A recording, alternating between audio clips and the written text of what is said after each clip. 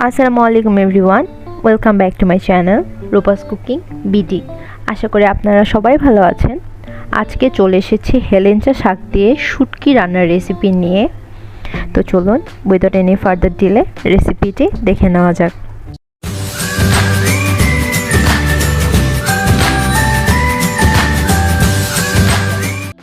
প্রথমে আমি কড়াইয়ে তেল দিয়ে নিব। তেলটা একটু গরম হয়ে গেলে আমি তার মধ্যে কেটে ধুয়ে রাখা শুটকিগুলো দিয়ে দিব। তারপর শুটকিটা একটু লাল লাল করে ভেজে নিব।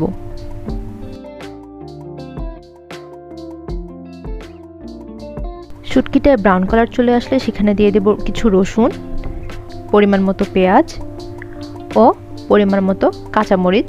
আপনারা কতটুকু পরিমাণ ঝাল খাবেন সেই অনুপাতে কাঁচামরিচটা অ্যাড করে নেবেন।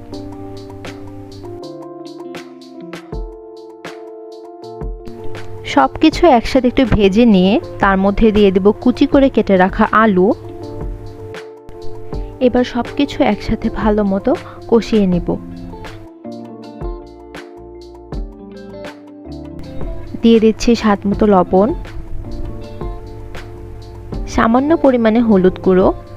যদিও শাকে হলুদ গুঁড়ো কেউ খায় না, তারপরও এই শাকটাতে আমি একটু অ্যাড করব কারণ এখানে শুটকি দেওয়া হয়েছে। এখন আমি সামান্য পরিমাণে পানি অ্যাড করব আলুটাকে কষানোর জন্য ও আলুটা যেন সিদ্ধ হয়ে আসে সেটার জন্য। কিছুক্ষণ কষিয়ে নেওয়ার পর আমি অ্যাড করব শাকগুলো।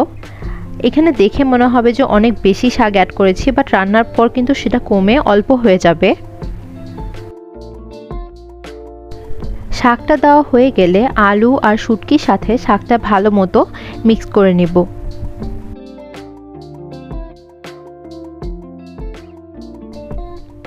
এরপর আমি কিছু পানি অ্যাড করে দিব যেন শাকটা সিদ্ধ হয়ে যায়। তারপর ঢাকনা দিয়ে ঢেকে দিব শাকটা পুরোপুরি হয়ে আসা পর্যন্ত।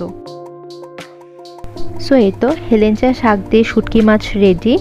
আমি একটু নেড়ে চেড়ে নামিয়ে ফেলবো।